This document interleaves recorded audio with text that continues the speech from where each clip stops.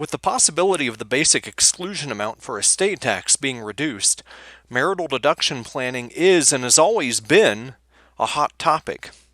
However, there are limitations you should know, and the requirement of guaranteeing income to a spouse can create problems depending on the types of assets that are transferred.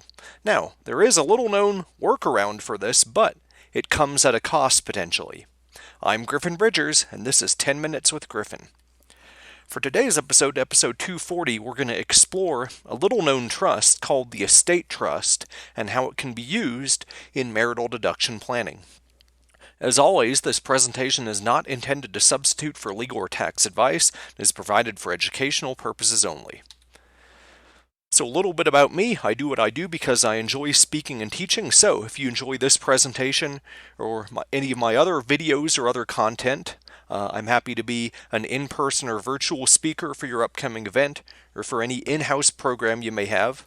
So if you'd like to book me as a speaker, you can email me at griffin.bridgers@gmail.com. And if you'd like to receive this and more exclusive content, you can subscribe to my newsletter at griffinbridgers.substack.com. Now on to the presentation. Now as a quick refresher, to really understand the importance of this workaround, it's important to look at marital trusts in general. Now I've covered this in prior episodes, but a refresher is always helpful. Anytime you have property that passes in trust to a spouse, in order to receive the marital deduction for gift or estate tax purposes, at a minimum, you typically have to structure it as a life estate. So, what that means is that, for one, the spouse is the only beneficiary. They're the only one who for life can receive any income or principal of that trust. Down the road, other beneficiaries could receive what's left, the remainder, but they have to wait until the spouse's death. And because of that, too, because this is a life estate, there's another layer added on where the donee spouse has to have the right to receive all income, at least annually, and or rent-free use of the trust assets. And just having a life estate as a ticket to entry, it must also be accompanied by either a general power of appointment that's granted to the donee spouse or the making of what's known as a qualified terminable interest property or QTIP election at the time that the trust is funded. So you would do so on Form 706 for a marital trust funded at death or Form 709 for a marital trust funded during life. Without that election, there is no marital deduction. Now, there's one other looming requirement that tends to pop up and tends to be glossed over by a lot of practitioners and advisors when they talk about marital trusts.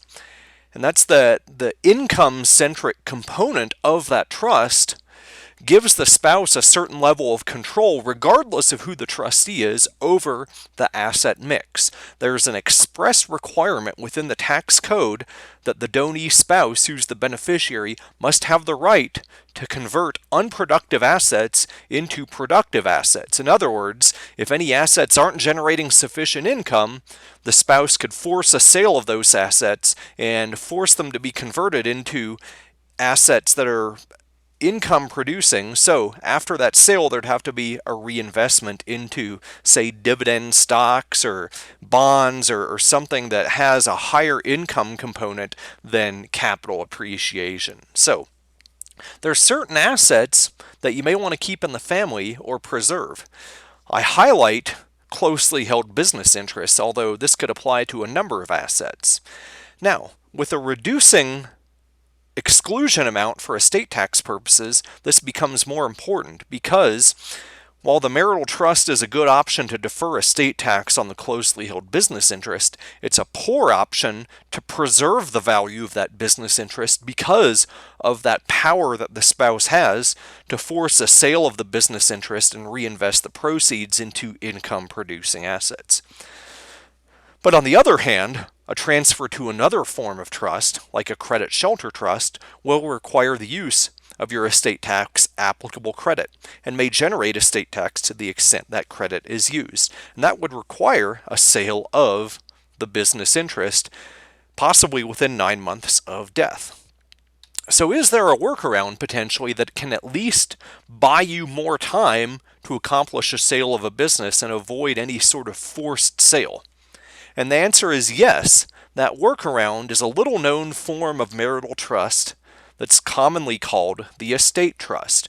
Now, I've cited the Treasury regulation here where this specific technique is blessed for the estate tax marital deduction. And essentially what the estate tax or the estate trust does is it allows you to use the marital deduction for a trust where the spouse is the sole beneficiary but has the right to receive income on a discretionary basis, and that can be for a term of years or for life. And that can remove the power to force the sale of the business interest. But there's a trade-off here.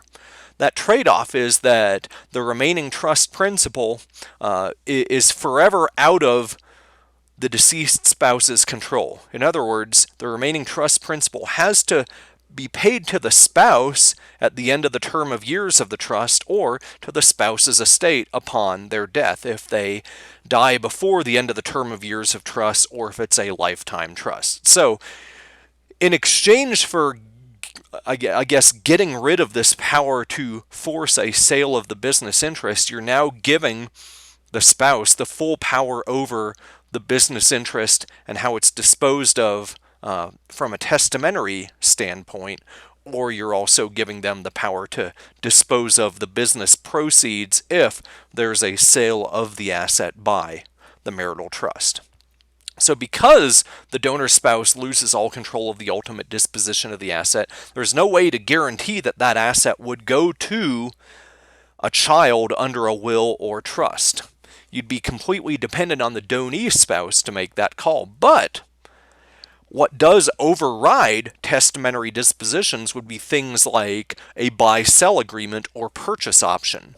Those take first priority in looking at the testamentary disposition of the donee spouse's assets. So, for example, if you wanted to give your children a longer runway in which to exercise a purchase option under a buy-sell agreement, for example, this could allow you to do so. It could allow any sort of forced premature sale of the business interest to be avoided.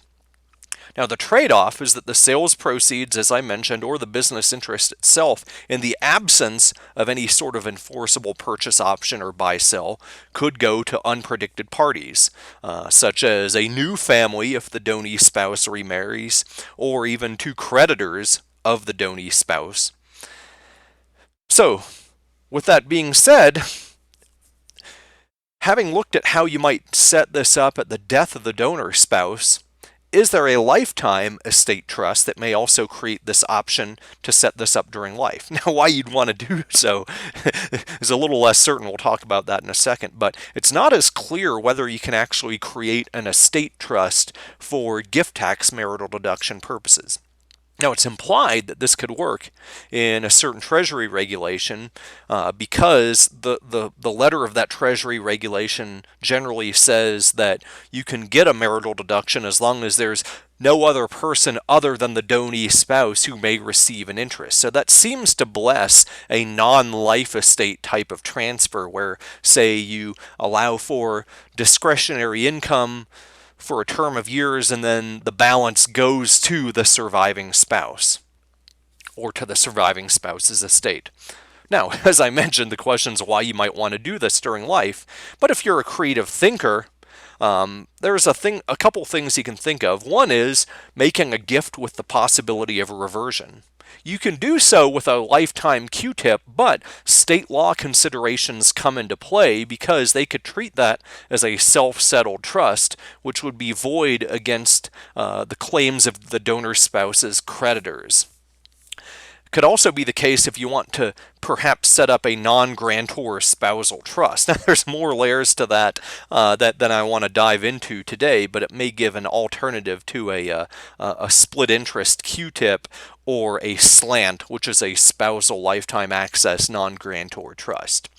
Now, that being said, doing this during life doesn't remove that issue that you're at the mercy of the donee spouse, But it creates the possibility, maybe at the death of the donee spouse, that the property could come back to you, either through the donee spouse's will, or if it doesn't, that you could maybe rely on something like an elective share to get back a statutory share of that property. You could also look at a will contract as a possibility, but then again, that may cause the reversion to be taxable to you. And even then, without a will contract, if the property comes back to you personally instead of being in the form of a trust from the donee spouse, that could reintroduce the property to your gross estate, which is a bad outcome in and of itself. So, outside of this, there may be reasons like for discounting purposes, as I talked about a few episodes ago, that you may want to split the interest between the donor spouse and a QTIP trust potentially,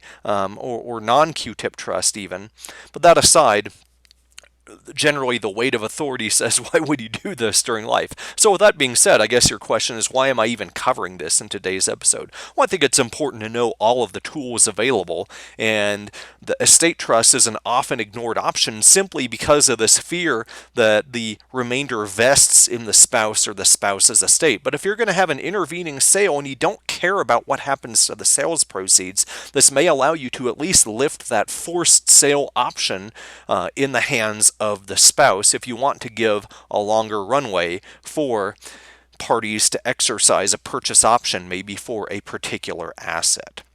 Now, I want to note, however, this only works if the donee spouse is a citizen. Otherwise, for lifetime transfers, you're limited to a superannual exclusion of $159,000 per year, or the use of a QDOT trust at death. As always, if you have questions or topic suggestions, you can email those to me at griffin.bridgers@gmail.com. As a reminder, I cannot give tax or legal advice in response to your questions. But thank you for joining me for this episode of 10 Minutes with Griffin, and I look forward to seeing you in the next one.